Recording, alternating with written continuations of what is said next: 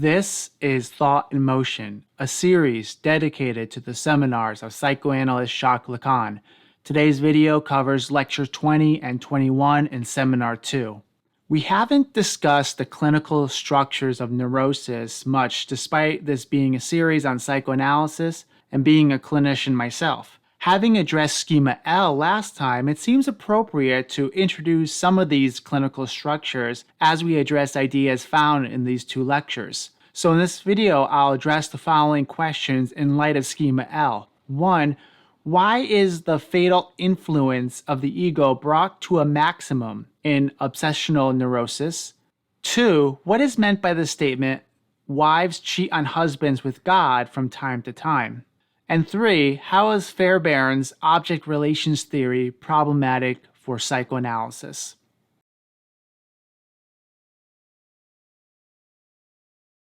In addressing neurosis, we have to keep in mind that we're primarily dealing not with symptoms, but structures. Such structures concern the positioning of the subject vis-a-vis the big other on the symbolic plane and its intersection with the imaginary plane. The two clinical structures that we'll be discussing today, obsessional neurosis and hysteria, have repression in common. Repression produces the lost object that becomes the cause of desire. The strategies adopted to overcome this separation from the lost object helps to distinguish these two structures. In obsessional neurosis, subjects attempt to overcome this separation by refusing to recognize the object's connection to the big other. Subjects seek to possess this object while negating any relation it has to another subject. At the same time, obsessional subjects deny that they lack anything. They misrecognize themselves as whole subjects and see themselves as their own master. The closer these subjects get to the object of desire, the more the big other threatens them with their incompleteness. Consequently, subjects avoid recognizing the big other by deploying strategies that keep their object of desire at a distance.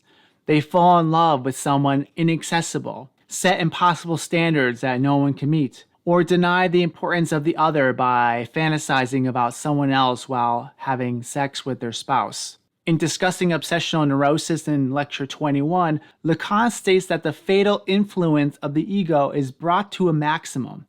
Why is this? Because these subjects have given up the possibility of enjoyment in order to maintain the illusion of completeness. For this reason, as Lacan states, subjects mortify themselves more than other neurotic structures due to such a recalcitrant binding to their egos. They're like little Cartesian subjects who only need to think in order to maintain their existence. So long as they think, they're alive. However, to maintain this illusion requires evacuating everything that disturbs this illusion of self-mastery and unity to become dead to the master for the illusion of mastery. And this is the fatal influence of the ego.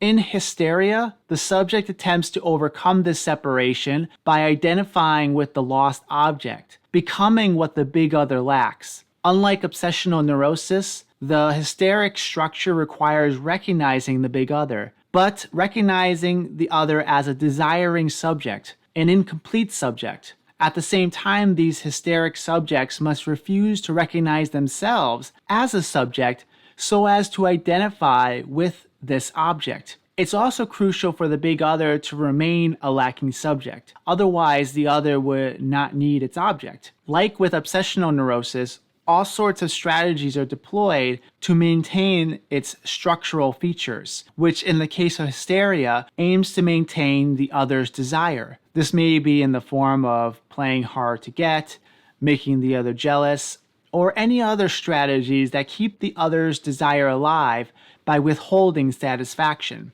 So in comparing these side by side, we can perhaps see how the clinical structures of hysteria and obsessional neurosis support one another, with one making it impossible to obtain the object of desire and the other ensuring that the other is never satisfied. This consideration of neurotic structures also sheds light on what Lacan means when he says wives cheat on husbands with God from time to time, or that the love of a wife is directed at all men. In a patriarchal society, the wife's subjectivity is made to reflect the structure of hysteria. In such societies, it's the obsessional neurotic structure that dominates. And we've seen how this structure objectifies the other to avoid recognizing their subjectivity. In society, this leads to transforming the woman into an object of exchange. By marrying a particular individual, she professes fidelity not merely to the individual, but to the universal authority by foregoing her subjectivity in identifying as the object of the other's desire. However, there has always been tensions between the imaginary and symbolic here.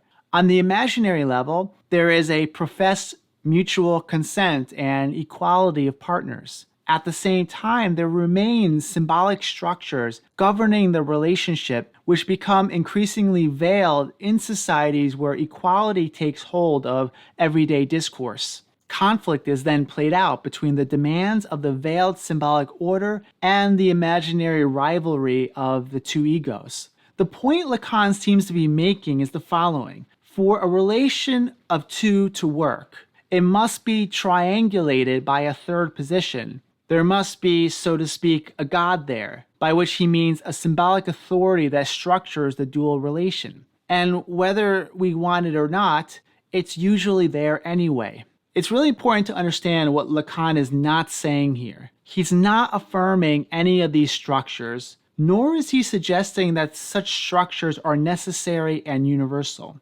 Lacan is saying that a predominant symbolic order governs subject formations, their relationships with each other, and also their relation to this authority. He's also saying that in proclaiming equality and prioritizing mutual consent, that does not readily do away with those structures and can even lead them to take on new forms that inadvertently reinforce those structures in surprising ways.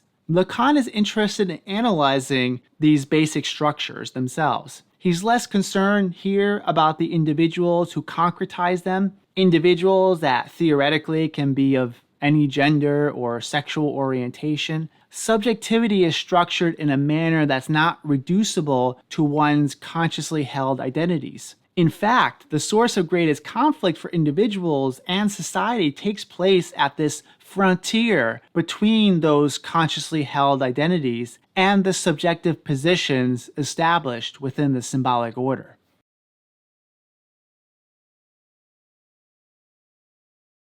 Fairbairn theorizes that the mind emerges from interpersonal events that structure the ego by forming internalized representations of one's parents, oneself, and the relationship between child and parent. The unconscious emerges from empathic failures and frustrations of the desire to be loved and to have one's love accepted. Such failures are traumatic and necessitate a dissociation from specific memories that are too intense to be integrated. And so what we arrive at are a multiplicity of ego structures dissociated from one another. Analysis then consists of reducing these splits by restoring to the central ego a maximum of the territory ceded to the libidinal ego and the internal saboteur. Consequently, Fairbairn rejects drive theory, viewing the libido as primarily object-seeking rather than pleasure-seeking. He also criticizes the one-sidedness of the relationship where the analyst remains what he calls self-effacing. When this self-effacing attitude is combined with a mode of interpretation based on impulse psychology, as he calls it, it burdens the patient's capacity to establish satisfying object relations in the therapy room. So if we consider this model of psychoanalysis in light of Schema L, what we see is that therapeutic efficacy for Fairbairn occurs at the level of what Lacan would consider the imaginary.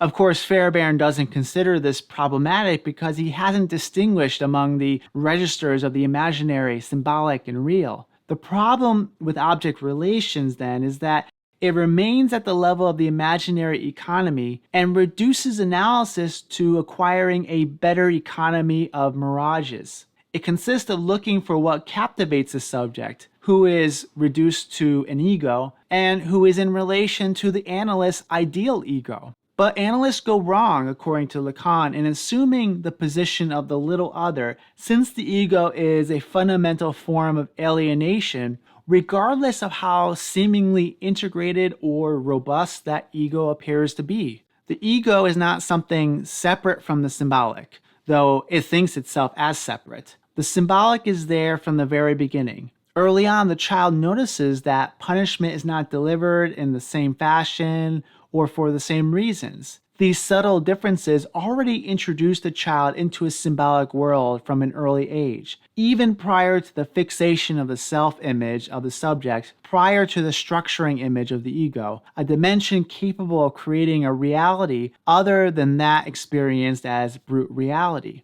In contrast to Fairbairn and other object relations theorists, Lacan argues that therapeutic progress is marked by the progressive integration of images into a wider discourse through the function of speech. This requires awareness of the imaginary features of the analysand's discourse and recognizing the discourse underlying it. For example, subjects structured by obsessional neurosis may express a lack of care or indifference for something or someone. But it's at those moments in which the subject cares most, but is trying to actively distance itself from their desire in order to negate the big other. So we can see how clinical structures inform interpretations of the conflicts being played out at the frontier of the imaginary and symbolic. We're going to say a lot more about clinical structures, especially as we get into Seminar 3, but I thought I would spend a little time trying to at least introduce some of the ideas, and we'll continue to nuance them and elaborate over time. I want to thank the following for supporting this channel on Patreon. If you wish to support this work on Patreon, the link is below in the description. You can also support this work by liking and sharing this video and subscribing to my channel. As always, thank you for watching. Until next time, be well.